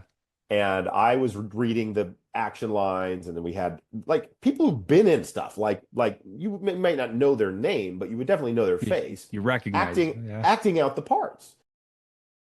And we did this reading, and we had like 100+ people show up to this thing. This would never happen now, ever, ever, ever. Yeah. Which is why I feel so bad for people coming in the industry now. But this was pre Apple, before pre-iPhone. Yeah. I had a cell phone, but it was like a little Nokia thing, a little black and white, and it was not Yeah. part of our culture the way it is now. And people sat and listened to this thing and laughed their ass off for like an hour and a half. And on the way out, we had this girl that I think, my brother was dating at the time or something, hand out scripts to everybody. And a couple days later, I was off doing like a 5K, drinking on the beach, doing this kind of like thing you did when you were young in Los Angeles. Like, oh, there's a 5K followed by we drink all day. And I got a call from an unknown number, and it was a manager, and he loved the script and repped it. And we ended up optioning that script, Deers and Beers, to Ivan Reitman, who directed Ghostbusters and, everything under the Yeah. sun. Legendary guy. Yeah. And that script ended up being everybody in Hollywood read that script. It was our calling card for years. And we got hired and we were off and running, man. We got an agent. We got hired to write things for studios. We sold a big pitch with Sandra Bullock. Sold, went out, took a pitch with The Rock. I remember he came with The me to all the Rock. pitches and acted out all the scenes with me and stuff. Because when you pitch a movie, you're kind of on your feet for like 30 minutes, acting out Yeah. okay, how it starts, and you're acting out the character stuff. And yeah, and then have been lucky enough to get a couple made. Got a movie with John Cena called Vacation Friends made a few years back and on Hulu that turned out really funny. And I apologize. I've been meaning to watch that since it came Oh, out. And it's just there's a fine. sequel. I don't have Hulu. I'm gonna have to get the Hulu app. You take your time. It turned out, I'm really, really, really proud of Vacation Friends. It turned out to be Yeah. really funny, which is not always the case. And you learn as time goes on. A lot of friends of yours write a Yeah. movie that, they wrote a good recipe, but, the chef can screw it up. The Yeah. wait staff could not bring it there in time. Like, well, there's a lot of things that can go wrong. And things really worked out with this. And we got a sequel out of it, which was super cool. And yeah, definitely a dream come true. And to get one on the board and, to just be you get to a point when you're selling, even if you've sold a bunch of stuff, like you don't want to tell people you're a writer if you haven't had a movie made. Yeah. And Yeah. so And I've been it was telling more of a everybody. relief than anything, to be honest with you. I've been telling everybody I know a guy who wrote on that movie, Vacation Friends, and they should check it out. And I've been telling, like, Tom's funny as could be. You got to watch it. And would you watch it? I'm gonna. So that's the other thing you realize when you finally get a movie made, because all you want is the chairlift conversation. You're like if you get in entertainment, that's important to you. And Yeah. you want to be on the chairlift and have somebody go, ah, what do you do for a living? I'm a writer. What did you write? I wrote The Hangover. What? Oh my Yeah. God, that's so cool. You want that, right? Yeah. The minute you write a movie, anybody you run into, they've never seen it. Yeah. That's That's what all. happens. But it's such a great human experience to like, I always say like achievement is such a sugar high. Like, Yeah. there and gone. And then it's like, what's next? And I very, now turning 50, I feel very much that way in terms of the whole first half of my life. Did it even Yeah. happen? You know, was any like even just talking with you, like shit, I really had to think about things that actually happened in my life because now you're like, okay, that stuff almost didn't even matter, didn't happen, whatever. What's the next 50 gonna look like, Yeah. And that becomes a pretty profound question to answer. But you do realize like it takes a dream like that coming true to make you realize like don't chase. Well, I'm really glad I have a movie made for sure. But like to expect that it's going to change your life or like that achievement in itself is going to make you going to validate you Yeah. in some ways. It feels exactly the same as if, oh man, that column you wrote 3 weeks ago is pretty funny. Oh, thanks, man. And Yeah. then that's it. You got to write another column. You got to Yeah. do another thing. Got to do There's another movie. always, you are not excused from the human experience. So it is just, um, if anything, the thing I've, like I said, I've been good at is saying yes to opportunities and things that I realized somewhere in my dumb brain were important at the time. But I think they were important to me not because I wanted to achieve something in them, but because I wanted to know what it was like. Same reason I Yeah. joined the military. I wanted to something in me when I was 17. I want to know what that's like. And I got 80, 90 years on this rock if I'm lucky. I want to check certain boxes. And like that's one that was important. And they say like the way to make money in life is to go an inch wide and a mile deep. I've done things completely the opposite way. I'm like, I get a little bit deep into something, journalism, comms, entertainment's probably as deep as I've gone just because super fun. That's like the end result of what I wanted. But now I do a lot of work in tech now. The minute I go down the hole enough to know what it looks like and what it's like to live there, I'm like, oh, okay, got it. Moving on. There's a big part of me that's like, okay, what's next? And Yeah. I think it's a dumb way to live life in terms of if you want to be, achieve financial success or whatever, but it's a wonderful way to kind of like keep it moving and keep Yeah. learning and stay curious. And you realize, you see enough of those guys like on a golf course. And I love golf, but you see enough guys that are like 65 years old on a golf course and they got, even if they're rich or on a really fancy course, and he's got that look on their eye, that look like you had when you beat Legend of Zelda, and you're like, oh, well, now what? Like, Yeah. what do I do now? I wish I was back playing Zelda. Yeah. And you got to keep playing Zelda, man. You got to find new games to play. And that is all like, that's what kind of keeps me going. It's not the achievement of the thing, it's learning what the thing is and then pivoting and learning more stuff. Yeah. So did the Deers and Beers movie, was that ever made? We own it again. So this is Oh yeah. wonderful. So I'm actually working on it right now. I read it like a couple weeks, like a month ago, and I was like, oh man, some of this really holds up. Some of it does not. Yeah. But like it's we own it. I'm doing a pass at it. We have a producer who really, it's a red state teen comedy. It's a teen comedy for everybody who didn't go to like a John Hughes high school. So the pitch is very Yeah. clean, especially with all the Yellowstone stuff going on. And I know it's very divisive up there, but Montana's definitely cool now, whether you like it or not. Yeah. We don't like it. Uh, yeah, no, I know you don't. But I went from like, when you tell people you were from Montana when I first moved out here, they're like, oh, that's adorable. Where's that? And now they're like, oh my God, honey, he's from Montana. Where in Montana? They all know everything about it. Yeah. It's crazy. But what was my point there? But at any rate, yeah. So there's that going on for it as well. And so yeah, these little scripts, even if the ones you sell them. I mean, the studio owns a Yeah. lot of stuff that I've written, and I can have nothing to do with it. But if it doesn't sell, and in any career, you're gonna have a lot of those too. Yeah.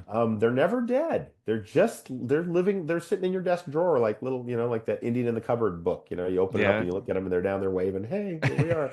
And you go, "Okay, well, I'm gonna pull you out and play with you someday, but for Yeah. now, enjoy. Don't get crazy down there."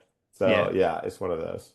I think when I first realized that you were doing some pretty cool things down in LA was you posted something on Facebook about your wife was writing for that show. What was it? Superstore.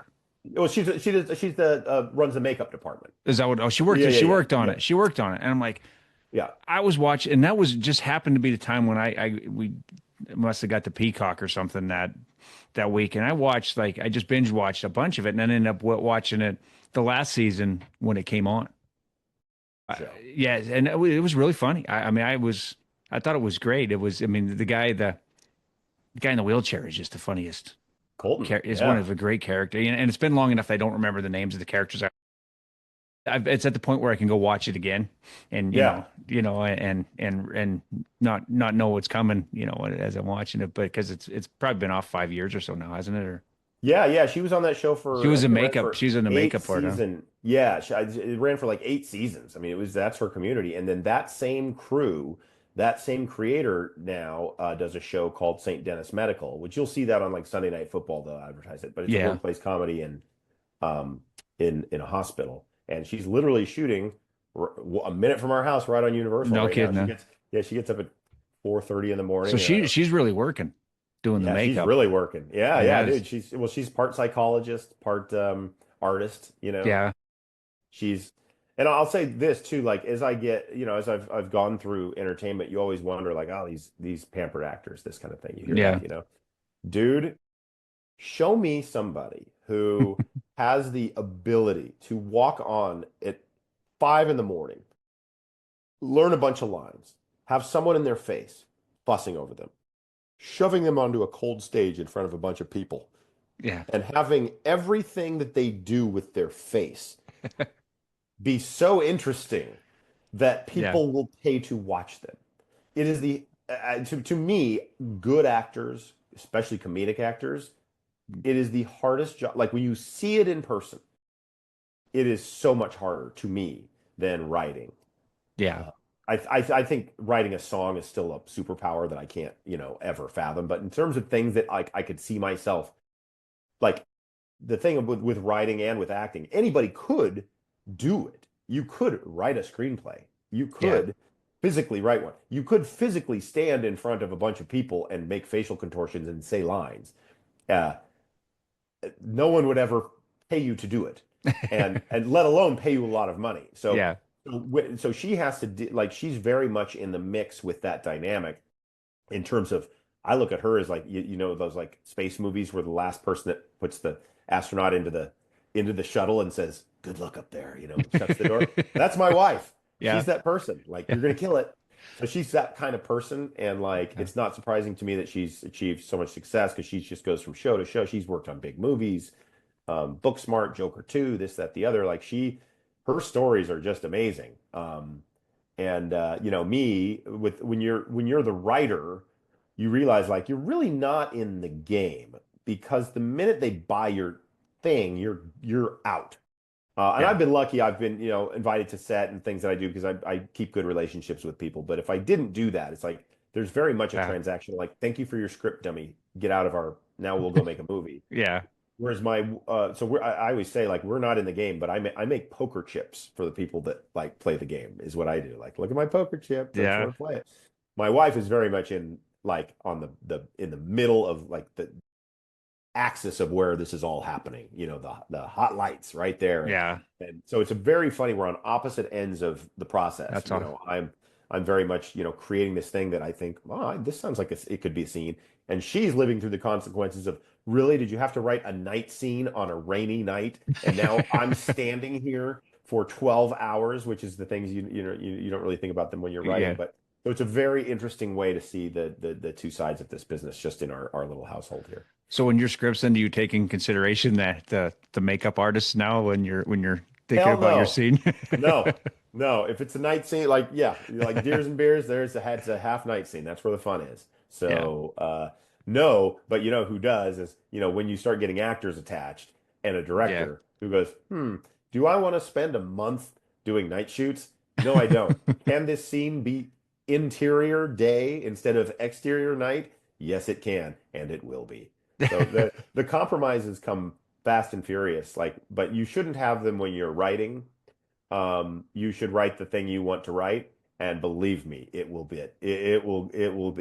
get pinched in the way that it needs to get pinched. Yeah. But you don't need to be the pincher. Yeah. Was it I can't think of the guy's name. He wrote the movie in New York scene. He wrote the Jennifer Aniston movie. Oh, I guy ended up being in. He was in some big movies. Not Ed Norton. I can't even think of, but he made this movie in New York. I'll have to message you later when I think of what it was. But it was his first movie, and everything was filmed outside or in friends' apartments because he couldn't afford lighting. And it was a really big Sure. movie. I can't, he made two. Oh, I can't believe it's been years since I've seen it. But Well, welcome to our age, Bill. yeah, yeah, Right there. We it was probably can't even good. pull it out of your head. Yeah. So, but anyway, but that's the thing. I remember watching it. I noticed later on, I watched a documentary about that, how he made everything was in Central Park or walking down the streets. It was all outside. It would. Oh, I know who it is. Ed Burns. Ed Burns. Yeah. She's the one, probably. She, Or yeah, it was Brothers the McMullen. Brothers McMullen. Yeah, Was that the first one? Yeah. Brothers yeah, it's the McMullen. first one, and then he Yeah. did She's the One. His big one was, yeah, anyway, yeah. But Yeah. that's what he did. He was like a PA who Yeah. I wrote was scripts trying on to the Ed side. Norton, but Ed Burns. Yeah. Ed I had Burns, the Ed Ed right. Burns. So that was Yeah, no, half he's the right. perfect prototype for that kind of thing. Like he's a guy like Yeah. Ed Burns. He's not, and now he's married to Christy Turlington. Is A he? guy like there's Yeah, character he was in actors big who are movies later undeniable. on. Yeah, Yeah, but those Saving Private Ryan. those Saving first two Private Ryan. movies he made were huge. Of course, and Yeah. I remember Comedy Central had a commercial for the one where the guys got to choose between Jennifer Aniston and and there's something about Some Meriwether supermodel. Yeah. Cameron Diaz, Cameron and Diaz. he goes, Yeah. "Well, really, how did this asshole rate? There's no way, Yeah. that guy." But yeah, Yeah. it's interesting and then, but I couldn't even imagine writing a movie, or writing. Of course, I couldn't even write like a novel. I don't think I can write fiction. Well, let me tell you, writing novels is much harder than writing a screenplay. Is it There's a famous saying where it's like the worst novel in the world was still harder to write than the best screenplay. really? I'm not sure I believe it, but it definitely, like, in terms of word count, screenplays are, Yeah. white space is your friend. It's like it can't be like 109 pages is a sweet spot for a screenplay. You write a novel and with a ton of white space, mind you, there's a Yeah. lot of dialogue that's in the middle of the page. Novel, I mean, you're writing 500 words, and all that. But the trick with screenplay is the precision. Every Yeah. character, it needs to be boiled down to exactly. It needs to come across very clearly on the screen. You can't have any muddiness to it in terms of what the intention is. They need Yeah. to, an actor needs to convey a feeling and a look. You don't have a page to go on about it. So it's a Yeah. different thing, but you could, if you hear these stories about screenplays being written in like 2 weeks or whatever. And when you get hired to write a screenplay by a studio, you get 8 weeks. And there's ways to fudge it, like you with your columns, where it's like, okay, have your lawyer drag out the negotiations for another week, and I can pre-write the Yeah. outline. And then when the 8 week thing go and the check shows up, I've already, got some things. But still, that's 8 weeks.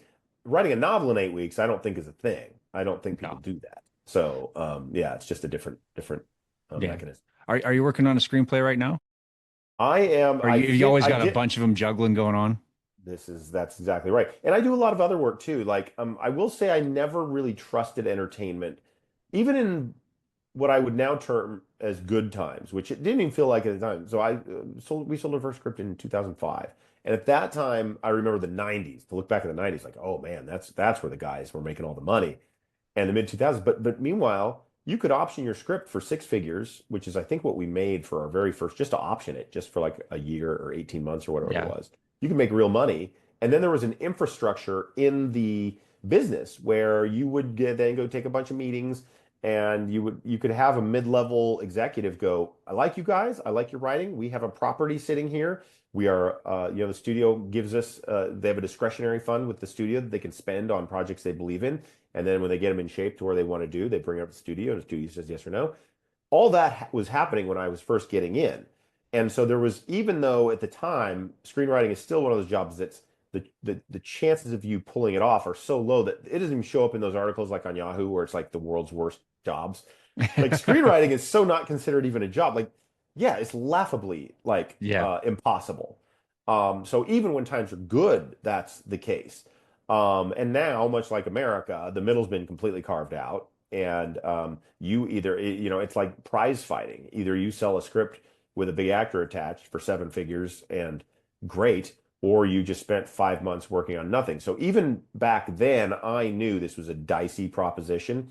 So I never really quit doing stuff. I always found a way to keep making money doing other things and keep that alive because I never trusted it. It's Yeah. like I imagine it'd be like, and this may be not an acceptable analogy, but it must be like being married to a supermodel. Like, oh man, this is not Yeah. going to last. Like, there's no way I can keep this up. Like, she needs this, she needs that. There's guys that have a lot Yeah. more money, a lot more whatever that want her. Yeah. There's no way I'm going to be able to hold on to this.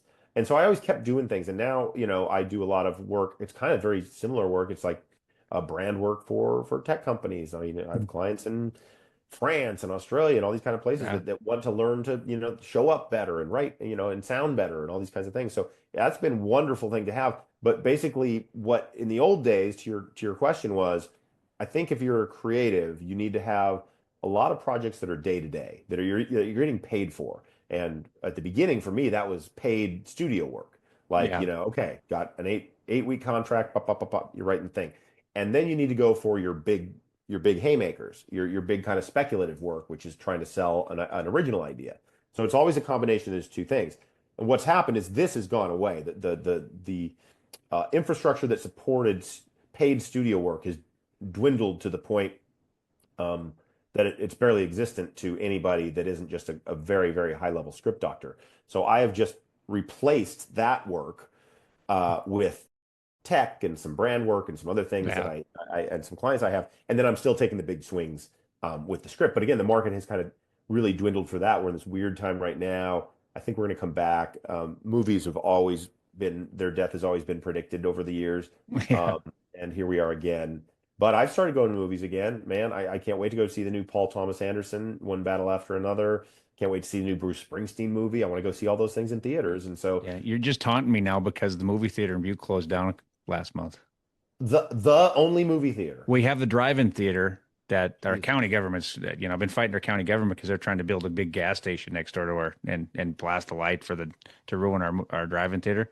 But yeah, the Plaza movie, the Plaza Six, whatever, closed down. Hopefully, someone's going to build a new one because they're going to remodel the plaza, the mall. Well, But now so I'm sad again, so Bill. Thank you. I got to drive to Helena or Missoula or to watch, or maybe even Anaconda. Anaconda and Whitehall have movie Oh my theaters where we God. don't. Well, it I sounds really like want that's a to. temporary thing. Maybe you'll get a really sweet movie theater. I hope that's the end of it. But I really want to see that Bruce Springsteen movie because Yeah. I Well, love that's the boss. distressing to hear about the movie theater. Yeah, But my and point is, you can't. The other thing you can't do is you can't give up. You yeah, can't, because you'll have times in this business. Like I always say this too. Like people think people in LA are cocky or I don't know. We yeah. are. Um, I've been subjected to more humiliation in Los Angeles in the entertainment industry than anybody in Butte or Helena combined in their life. I live in a constant state of no. Yeah, I, you got to just keep coming back. I mean, and not to say it doesn't take a toll. I would actually look at most of my time in entertainment as fairly traumatic, or yeah. those are words I've kind of gained over the years.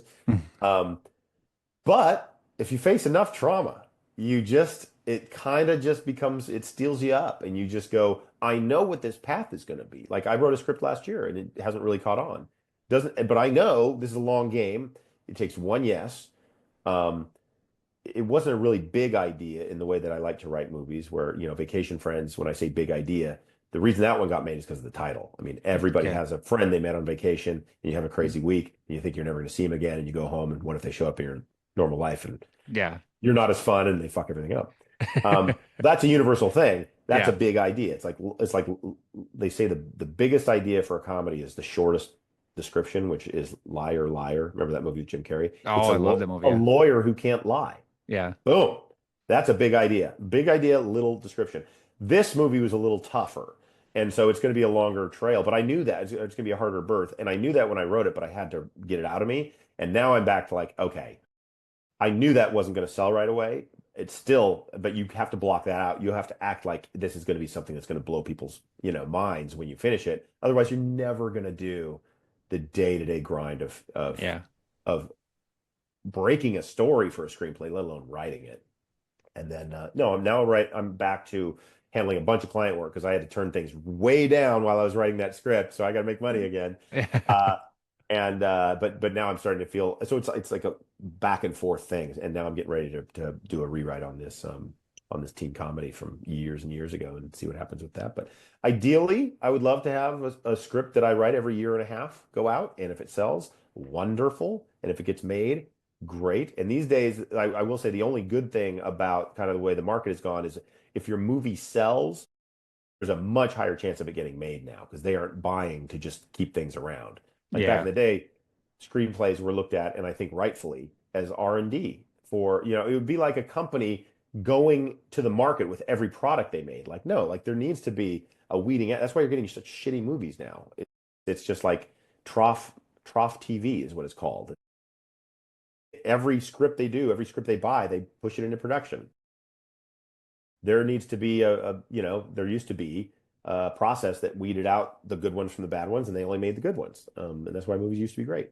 But Yeah. I don't know. I think we'll come back to it. But I will say, if your movie does sell now, my point is, they're buying it to make it, so that's good. So if you cross the one hurdle, you're jumping over two hurdles, where it used to be, okay, I sold a bunch of stuff, got one made, and that was a marathon, to even a miracle to Yeah. have that happen. So it's changed a bit, and there's goods and bads to it. Yeah. Well, I promise I'm going to watch that and get back to you on what I think of it. I'm sure I'll love it, but It's fun. I've I been will say meaning to I'm watch proud it of it for for sure. when I really started feeling guilty that I hadn't watched it yet is when I saw there was a sequel out. I was like, shit, I haven't And even good watched them. And and good butte guilt yeah, kicking and in. it's I have a hard time just sitting down and commit. Of course, I'm probably part of the what You're Netflix part has of the done to problem, us Bill. because now people, I'll sit and watch 17 hours straight of a show. Like I've been watching Ted Lasso. I'll watch like five of them in a row. I finally get into Ted Lasso, but I don't want to commit to a 2 hour or an hour and a half movie. But I'll Yeah, watch four I episodes think of Ted Lasso's, which more than that. it's more than that. And I Yeah, think there's a math that's starting to happen. I know with me yeah, now, now I'm like, man, I don't have six. And the other thing they're doing, streamers, they're making things that could easily be an hour-long documentary, say, into like four parts. And it's yeah, like, I get it, that's the economics of the thing, but it's going to kill the spirit of watching these things. Over time, that's going to beat you down. And all of a sudden, a 90-minute movie is going to sound pretty good to you. My theory, but yeah, we'll see. yeah. And of course, I miss going to the movies. And of course, I'm so old now that I fall asleep when I if I go to the drive-in Yeah, because it's it's a too late. risk. It's midnight I when you love get that you up. have a drive-in and that you go to said drive-in. This is Yeah, it's been a few wonderful. years since I've been there. I first started taking. I used to go there with me and the wife would go out there, and then we took our daughter, and she'd fall asleep before the credits, so we could watch anything we wanted. And then it became we had to go watch the cartoon movie. It had to Yeah. be Shrek or something, Nemo or something. And so now I can go watch anything, but by 11 o'clock I'm falling asleep, so it's Oh hard to man, stay awake. And 11. you could, yeah, 9 for me. God. yeah, Yeah, a 7. We had to do. We were just in New York this last week for my birthday, and like 7:30, 8 o'clock reservations. I'm like, oh my God, this is so late to me. I'm like, I'm a blue plate special at this point. yeah, yeah. But so, are you going to go to the Dodgers game tomorrow night? Uh, we will see. My cousin. So I usually have been going. I was at the Freddie Because you've Freeman had good game. seats. Because I've seen some of the pictures where you're holding the beer out, taking a Oh picture of yeah. where your seat's at. Yeah, my cousin has dugout club seats right behind home plate. If you watch that Freddie Freeman homer in the World Series last year, I was right back there drinking. Yeah, And oh man, that was one of the greatest moments I've ever seen in person. I mean, probably the greatest moment I've ever yeah. experienced in person. To do that, we'll see if I get the nod for tomorrow. Usually it's a day of thing. My cousin will be like, "Hey, my kid doesn't want to go. You want to come?" I'm like, "Yep, I'm in." But you get spoiled on those dugout club seats, and now you don't want to go sit up top like you used to. But Yeah. I will definitely go. Like World Series comes, I will go to those games for sure. So But do you got to, as an LA guy, do you got to show up in the third inning and then leave in the seventh? Is that still a thing? well, that's the other thing with these dugout club seats is that it comes with the free food. There's Oh, like a full restaurant under the oh man. stadium. So you show up and you show up like 2 hours before the game. At least I do. My Irish mix sensibility, I need to amortize this Yeah. whole thing down because the drinks do cost, and I pick up the drinks for everybody there. That's my exchange. But no, and so by the time Freddie Freeman hit that homer, dude, I was hammered. I was like, man, I barely remember it, Yeah. but it was amazing. But yeah, having the Dodgers doing what they're doing is amazing. And I know, they have the payroll, all that. Yeah. They're also super smart strategically. They all the pitchers are coming together at the right time. I think it's ours to lose, and I get no less satisfaction out of a title just Yeah. based on how much we're able to spend. Well, But if it was all about the payroll, the Mets would win every year, right? yeah, Mets would win, and I do think there's an interesting conversation, just to put a button back into the sports thing, which I know is kind of the point here a lot of the times with your podcast, but like it's interesting like which sports do have a cap and which ones don't, and the why of that is like, and I my Yeah. take is NFL is selling the product as a whole, and they want all the different teams to be competitive, Yeah. and because the product itself is so compelling. Baseball needs legacy teams because as a sport, even I, as a baseball fan, am not going to watch a non-Dodger regular season game. I'm just not going to do it Yeah. on TV. It's never going to happen. So it's very much about when you get to the playoffs, you want Yankees, Dodgers. Yes, the Yeah. thing that's going to make people pay attention are having teams that they want to love, hate, whatever, and making sure that there's a kind of in the same way that the British, I think, worship their royalty. Yeah. Baseball needs some royalty to kind of keep everybody's eye. That's at least my theory on it. But the other part of my brain is like, shouldn't we make this more fair? And look at the Brewers, like they had the best regular season and one of the smallest payrolls. And then the minute that we get to the playoffs and our team comes together, all our pitchers are pitching, it seems like it's really no contest. So I don't know. We'll see. But Yeah. Yeah. There's a reason David Stern told Dan Patrick years ago, and Dan Patrick said, "What's your ideal NBA Finals?" And he said the Lakers versus the Lakers. wow. Because the Lakers sell, Yeah. and that's why there's the NBA. They're going to do whatever they can to orchestrate to get the star players to go to the Lakers and the Celtics because they want to sell that rivalry. Still, it's still the rivalry that Absolutely. drives the NBA. So Yeah, no. And in basketball, there's five dudes on the floor, so they can just call each other up, be like, "Hey, let's join the Heat." yeah, Let's join whoever baseball's and a little make more it the thing. A complex than that. little more complex, but Yeah, and I'm a big Dave Roberts fan too because he had I that am steal for the Red too, and Sox. I take a lot of crap for it because in LA, Yeah, if you show me, it's like the people that complain the most in life are like rich guys. Like you go golfing somewhere, you never heard somebody complain like some rich golfer about, yeah, oh, they got all the answers to everything. yeah, Dodger fans love to complain about Dave Roberts. Like, I know he has, going back to Kershaw, years ago, just taking out pitchers at the wrong time, yeah. putting in pitchers at the wrong time. It seems like he is to me, such a part of the magic of that team in his personality and his drive and his charisma that I think he's a huge asset. And every time I bring that up to a Dodger fan, they stop talking to me. And he's a legend for the Red Sox still because that's that Of one course. steal in '04. That's And right. he even when he was managing against the Red Sox in World Series. By the way, they curb stomped the Dodgers in 18 in Yeah, that yeah, series. I Yeah. remember. I was at that one. That was like being on a being spit roasted for 3.5 hours.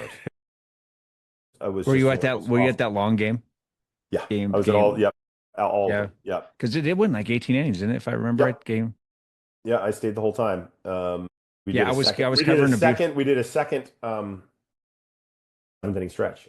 Yeah, I was covering the Butte High football game in Missoula that night, and I was following the game as it started. Then I was listening as we were driving home, and then I sat and I wrote my story as the game was on in the background, and then I Great. finished watching the last few innings of it. It was the longest day game, and then the damn Dodgers won that. Of course, that Those was all that. the yeah. Yeah. They still credit the pitcher Nasty Nate for giving them so many innings of relief, even though he gave up the home run. Yeah, For yeah. he saved the Red Sox pitching by going and then ended up winning. But I Yep, don't know. The for Red sure. Sox since then the Red Sox traded Mookie. You got Mookie, and you know they even traded Raffy Devers. We lost Xander Bogaerts. All my favorite players are traded away. So there's no fun for me watching the Red Sox now because any player I get to know and like is just going to play in the NL West next year or the year after. Yeah, my brother-in-law is a big Red Sox fan. In Yeah. fact, it was my sister's husband, and they named their kid Boston because he was born as the Red Sox won that World Series. And he's not psyched for me. He's not excited about the Yeah. Dodgers. He doesn't preach on it to me. I know what he must feel in his heart, Yeah. but he lets me enjoy it and just gives me a look. You know Yeah. what I mean? Well, I'm not cheering against you though. I got enough. I got a lot of Dodger fans friends, so I try not to. They're a fun team, Bill. Come I'm on, trying not to be the negative guy. I really kind of on the Mariners bandwagon though, because Oh, they're great. the I big hope it's. dumper. Yeah, My how could son you just not came love home from this? school, and the big dumper, Cal Rayleigh. We had to take my kid to the children's hospital in Salt Lake in 2021. He's doing great now. Everything Okay, worked out, gotcha. but so we're down there and we're kind of terrified and worried. He's a little worried. So we go to a Salt Lake Bees game, get in town, see the Salt Lake Bees are playing. So we drive down, catch the game, and they're playing the Tacoma Rainiers. And after the game, Cal Rayleigh he had to get a double from each side of the plate. He had a big game, and he flipped Grady a ball after the game. So I'm always going to be for that guy. Minor league baseball, the best. It's Yeah. just so cool, man. Those I remember the Copper Kings back in the day. No, Like, yeah. and I always said, like, I know I'm on a Butte podcast and I'm a Helena guy, but Yeah. I think the two towns are pretty like we're like two sides of the same coin. I think like we're only 60 some miles apart. I know, Yeah. like going to Butte, like that was like our training wheel for like going out in the world. To be honest with you, the first place my mom would let me drive, like take her minivan with my friends, and we would print up these little fake ideas that did not work in Helena. And as soon as we got to Butte, the first casino we went to, you're in. You're drinking the little hourglass shaped beers they give you, the tiny ones, Yeah. and playing Keno for blowing all your stupid teenage money Yeah. and driving home that night. Yeah. It's just like. But Butte was always such an adventure. I have so many great memories of Butte. It's where I shipped off from the military. Oh, did Uh, you? yeah. Stayed at the Hotel Finland Hotel. I Oh, know. yeah. Yeah. And Yeah. I think it's technically Hotel Finland, but I don't think Hotel anyone really. Finland. Nobody calls it that. Yeah, Yeah. it was just a Finland. And then that was the one place we go. Like if the state basketball tournament was in Butte, like we could go to that. I'm not driving my mom wouldn't let me drive to Billings, Yeah. or even like Missoula or Bozeman. Like, no. But Butte, hey, it's 60 miles away, man. Yeah. Are Right your there. parents still in Helena? No, my parents live in Tulsa, Oklahoma, where my sister is. She had the kids first. My wife and I don't have kids, so they kind of picked their pony and Yeah. moved out. She got a job in Tulsa, and so they're with her and all Yeah. her kids. Well, Tom, it was great seeing you, buddy.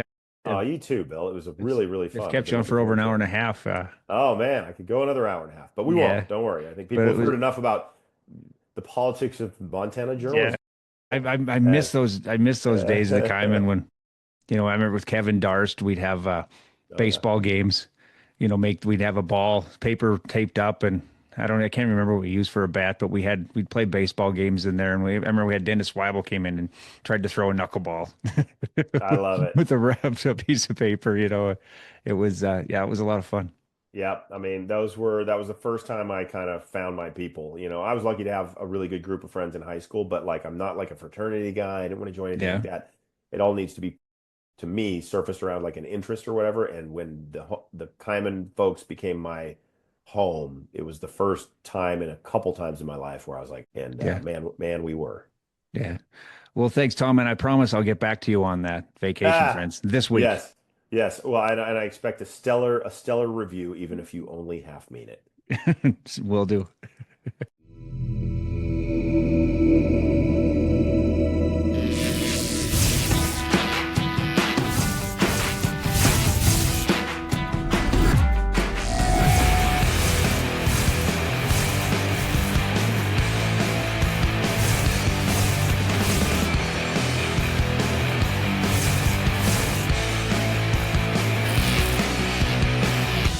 Jewelry Design Center. We want to be your jeweler for life.